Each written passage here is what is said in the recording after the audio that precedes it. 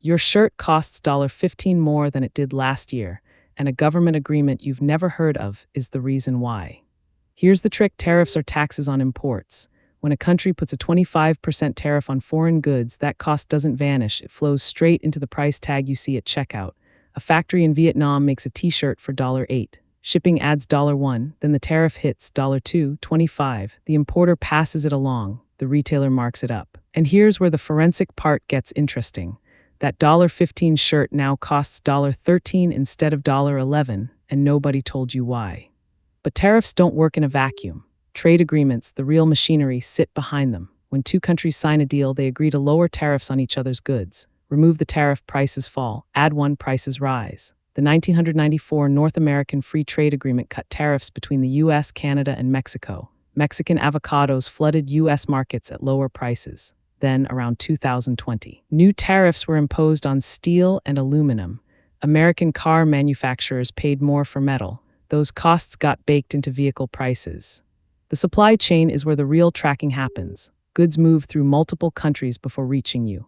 A smartphone has parts from Taiwan, Japan, South Korea, and assembly in China.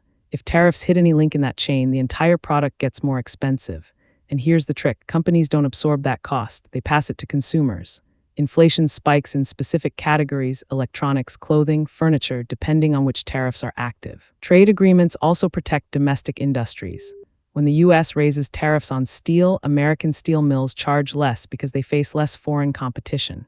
But car makers, construction companies, and appliance manufacturers who buy that steel pay more. One group wins, everyone downstream loses. The money doesn't disappear, it just shifts from consumers to protected industries. Retaliatory tariffs amplify the effect.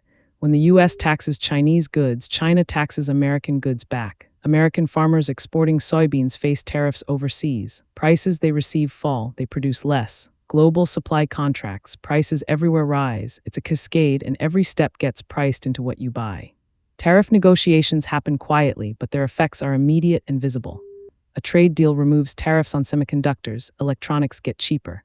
A new administration raises tariffs on textiles, clothing prices jump. You notice the price change. You rarely notice the agreement behind it. But the cash flow is identical. Government policy: right arrow tariff added or removed, right arrow cost shifts, right arrow you pay more or less. So when you ask why that shirt costs more, the answer isn't inflation alone. It's tariffs, taxes on imports that governments use to protect domestic industries, negotiate trade leverage, or raise revenue. Trade agreements set the rules, tariffs enforce them, and the money always flows to your wallet. That's the complete cash line. This video is for educational and informational purposes only and is not financial advice. Always do your own research. Subscribe so you don't miss the next breakdown of where your money actually goes, because the real story is always in the numbers. This video is for educational and informational purposes only and is not financial advice. Always do your own research.